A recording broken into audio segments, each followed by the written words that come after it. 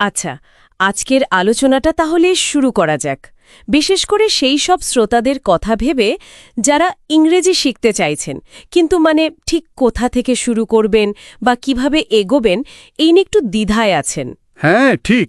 আমাদের কাছে কিছু তথ্য এসেছে, আমরা সেগুলো একটু খুঁটিয়ে দেখব, বোঝার চেষ্টা করব যে এখনকার সময়ে ইংরেজি জানাটা কেন এতটা দরকারি, আর একেবারে গোড়া থেকে শুরু করতে চাইলে পথটা কেমন হতে পারে।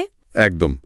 মূল লক্ষ্যটা হলো এই যে তথ্যগুলো, এগুলোর ভেতর থেকে আসল কথাটা বের করে আনা। কেন এই ভাষাটা এত জরুরি, আর শেখা শুরু করার জন্য বাস্তবসম্মত ধাপগুলো কি হতে পারে। বিশেষ করে যারা বাংলা মাধ্যমে পড়াশোনা করেছেন বা করছেন আর নতুন করে ইংরেজি শেখার কথা ভাবছেন, তাদের জন্য এই আলোচনাটা কিন্তু বেশ কাজের হতে পারে। দেখা যাক তথ্যগুলো কি বলছে। প্রথমেই যে প্রশ্নটা মনে আসে সেটা হলো, এত ভাষা থাকতে ইংরেজি কেন?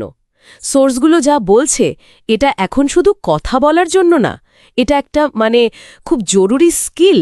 ঠিক, একটা দক্ষতা। হ্যাঁ, আর একটা দারুণ তথ্য দেখলাম, ইন্টারনেটে যা কিছু আছে তার প্রায় ৭০% তো ইংরেজি ভাষায়। ভাবা যায়, প্রায় ৭০%। তার ইউটিউবে কিছু দেখা, গুগলে বা উইকিপিডিয়ায় কিছু খোঁজা, বা ধরুন অনলাইন কোর্স করা, সবকিছুতেই ইংরেজি জানা থাকলে সুযোগটা অনেক বেড়ে যায়। এটা খুব গুরুত্বপূর্ণ একটা পয়েন্ট, কারণ সব সময় তো শুধু অনুবাদ বা সাবটাইটেল দিয়ে কাজ চলে না। অনেক সময় আসল ভাবটা পাওয়া যায় না, বা সব রিসোর্স ব্যবহার করাই যায় না। ঠিক। এর সাথে যোগ করতে হবে চাকরির বাজারের চাহিদা। এখন তো প্রায় সব ধরনের কাজেই, সেটা কর্পোরেট হোক বা ফ্রিল্যান্সিং, ভালো ইংরেজি জানাটা একটা বিরাট প্লাস পয়েন্ট। অবশ্যই ক্লায়েন্টের সাথে কথা বলা, মিটিংয়ে কিছু প্রেজেন্ট করা। হ্যাঁ, এমনকি একটা ভালো সিভি বা কভার লেটার লিখতেও তো লাগে। একদম। আর প্রতিদিনের জীবনেও দেখুন না, এই যে আমরা স্মার্টফোন ব্যবহার করি, ল্যাপটপ, নানা রকম অ্যাপস, এগুলোর মেনু, সেটিংস, গাইডলাইন বেশিরভাগই তো ইংরেজিতে। তা তো বটে।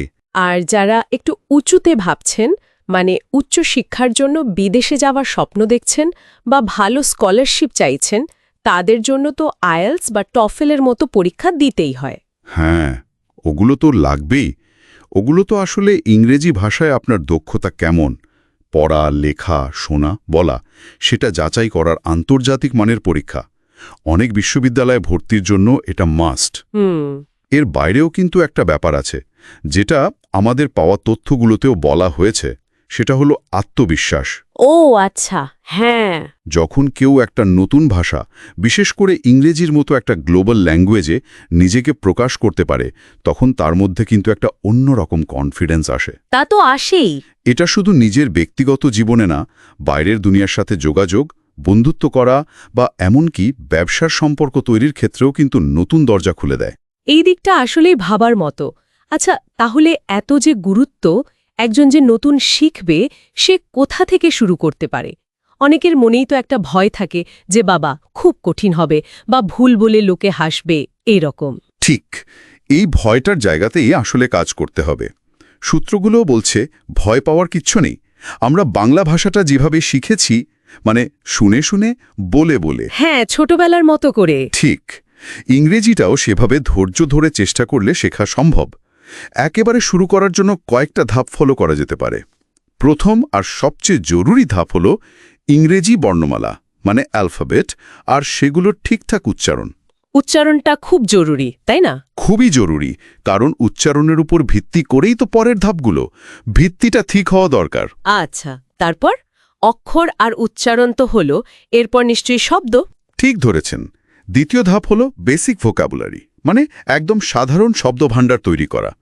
প্রতিদিন আমরা যে জিনিসগুলো দেখি, ব্যবহার করি, যে কাজগুলো করি, খাওয়া, যাওয়া, আসা, বই, খাতা, চেয়ার, টেবিল, এইসব খুব কমন শব্দ, আর তাদের ইংরেজি মানেগুলো জেনে নেওয়া। এরপর চেষ্টা করতে হবে এই শব্দগুলো দিয়ে খুব ছোট ছোট সহজ বাক্য বানানো। যেমন, আমি ভাত খাই, আই ইট রাইস। শুরুতে কঠিন গ্রামারের নিয়মে না গিয়ে সহজ বাক্য বানানোয় ফোকাস করা ভালো। সিম্পল সেন্টেন্স দিয়ে শুরু। কিন্তু শুধু জানলে তো হবে না, বলার অভ্যাসও তো করতে হবে। অবশ্যই। ৩ নম্বর ধাপটাই হলো প্র্যাকটিস। প্রতিদিন অল্প সময়ের জন্য হলেও কথা বলার অভ্যাস করা। সেটা নিজের মনে মনে হতে পারে, বা ধরুন আয়নার সামনে দাঁড়িয়ে। একা একা? হ্যাঁ, একা একা, বা যদি বন্ধু থাকে তার সাথে। আর পাশাপাশি শোনার অভ্যাসটাও খুব জরুরি। শুরুতে কঠিন লাগতে পারে, তাই সহজ কিছু দিয়ে শুরু করা ভালো। যেমন ধরুন বাচ্চাদের কার্টুন, অ্যানিমেশন ফিল্ম বা খুব সহজ কনভারসেশনের অডিও ক্লিপ। শুনে শুনে বলা মানে ইমিটেট করা। হ্যাঁ, শুনে শুনে অনুকরণ করা, এটাও বেশ কাজে দেয়। কিন্তু এই প্র্যাকটিস করতে গেলেই তো আবার সেই ভুলের ভয়টা আসে। যদি ভুল হয়ে যায়, এই চিন্তাটা তো অনেককে আটকে দেয়। এখানেই মাইন্ডসেটটা বদলাতে হবে। তথ্যসূত্রগুলোও কিন্তু এই বিষয়টাতে জোর দিচ্ছে। ভুল হওয়াটা শেখারই একটা অংশ, এটা তো প্রমাণ করে যে আপনি চেষ্টা করছেন। ঠিক। একটা দারুণ উদাহরণ দেয়া যায়। ছোটবেলায় আমরা যখন হাঁটতে শিখি, কতবার পড়ে গেছি বলুন তো? তা তো গেছি। কিন্তু থেমে তো যাইনি। ভাষা শেখাটা অনেকটা ওই রকম। ভুল হবে, সেই ভুল থেকে শিখতে হবে, আবার চেষ্টা করতে হবে। লজ্জা বা ভয়ের জন্য যদি চেষ্টাই বন্ধ করে দেওয়া হয়, তাহলে তো শেখাটাও ওখানে থেমে গেল। খুব ভালো উদাহরণ। আচ্ছা, এই যে নিয়মিত অনুশীলনের কথা বলছেন, ম্যালকম গ্ল্যাডওয়েলের একটা ধারণার কথাও তো সূত্রে উল্লেখ ছিল, তাই না?